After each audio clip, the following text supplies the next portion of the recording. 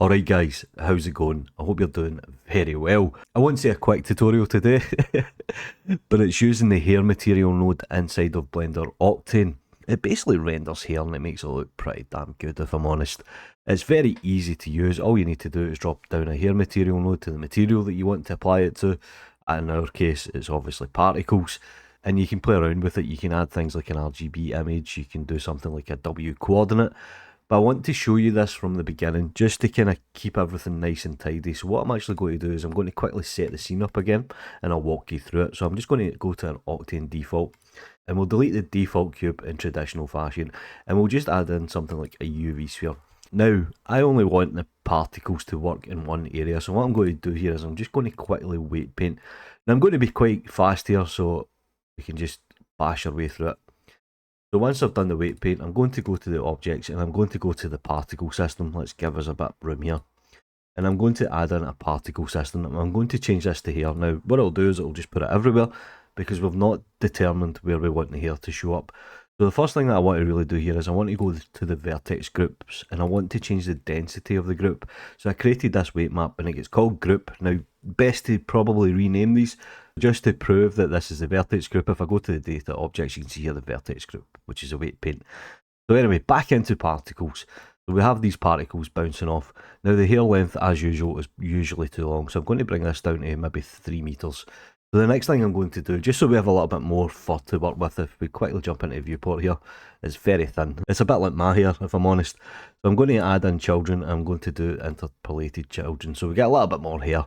Now what you can do here is you can go into edit, for example, and you can go into particle edit and you can start combing and adding, and you can do lots of things, right? But we'll concentrate on getting this hair textured. What I'm going to do here is I'm going to select the UV sphere. I want to create a texture, and if I go to the material properties, I have nothing applied. So I'm just going to add new, and we'll just call this a sphere, just to keep things nice and tidy. And what I'm going to then do is add in another material underneath that technically doesn't get used on the sphere. So I'm going to go to new, and I'm going to call this Octane Fur. So once you're inside of this material properties, it's not a universal material we need, it's obviously a hair material.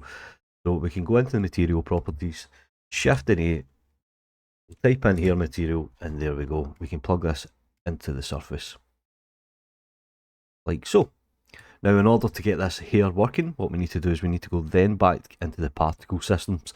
It's kind of a long way for a shortcut this, and we need to go to the render, and we need to set the material. So as you can see, it's set to sphere. We can change it to the Octane Fur, and just so we can see visually, I'll change the colour of the albedo. And that's you, you're pretty much ready to rock and roll, but there is a few things that you might want to take into considerations. One of these being, rather than the hair shape, it'll get ignored. What we can do is we can come all the way down the bottom here and you can see Octane hair properties. So let me zoom in so we can see a little bit better. So the root thickness is obviously the thickness of the root. We can put this right up. Generally you want to keep this value low if you're looking for realistic fur, but if you can put this right up to something like 5. So the roots get thicker. Same with the tip. Hey, we can put this right up as well. And then you get thicker here. And this is maybe good if you want to just kind of have something visual. So generally what you'll do, but we'll keep these pretty thin, to be honest. You'll keep them pretty low. Now underneath this we have the W coordinate. Now this can be good if you want to do a gradient from the length of something like a curve. So the W coordinate, pretty much think of it as a way from the start to the end of a curve. So you can see here this is set to 1. Now I know for a fact that my hair length is 3. So if we put this to 3, it should help when we add in something like a W coordinate node. And I'll show you how to do this. So let's go into the hair material. Let's set this to something like green, just so we can see it. So what I can do here is I can quickly drop down a W coordinate node, and then I can maybe pipe in something like a gradient. So let's take the coordinates and let's go from the texture output into the input texture, and then the texture out into the albedo. And it should now be black and white on top, and that's us using the W coordinates. That's pretty much why you would use it. So obviously you can squeeze these values like so. It's pretty cool. It comes in handy. It gives you a little bit more realistic look when it comes to using fur. Now regarding the hair material node, I'll be honest, I generally leave most of these pretty much the same. I don't touch them, but I will actually talk you through them. I did actually read the documentation, believe it or not. So let me quickly go through. So obviously you have the albedo, the specular colour. The specular colour is pretty much what the light bounces off of. You have melanin. So melanin, oh, these are damn hard words for me to say. The quality of the pigment for the hair-based colour. You have melanin. Oh, Jesus Christ, this is going to be difficult.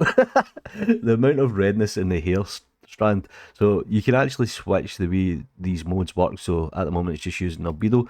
So you can switch this to these two things. I'm not saying it again. I'm not saying it again.